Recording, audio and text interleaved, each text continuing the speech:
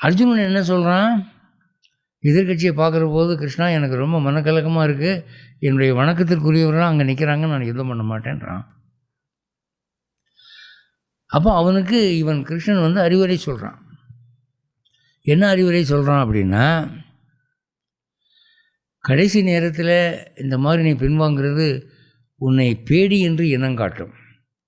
நேற்று வரைக்கும் வெற்றிவேல் வீரவேல்னு சொல்லிகிட்டு இருந்தீல்ல, இன்றைக்கி யுத்த மைதானத்துக்கு வந்து எதிரியை பார்த்த உடனே கால் நடுங்குது உனக்கு, நீ ஒரு பேடி பையன்னு சொல்லுவாங்க, இது நல்லதில்லைப்பா அப்படின்றான்.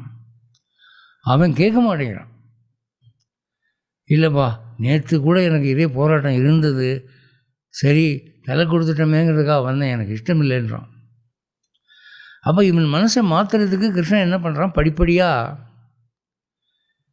என்ன சொல்கிற, இப்போ நீ தாத்தாவை கொல்ல மாட்டேங்கிற தானே, அதுக்கு நான் பதில் சொல்லட்டுமா?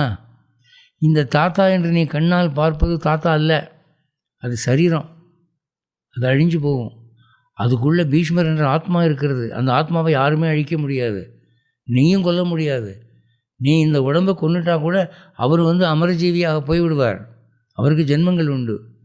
எல்லாருக்குமே அப்படித்தான், நீ யாரையுமே கொல்ல போகிறது இல்லைடா, உடம்பு தாண்டா அழிய போகுது அப்படின்னு ஃபிலாசபியில் முதல் லெசன் எடுத்து கொடுக்குறான்.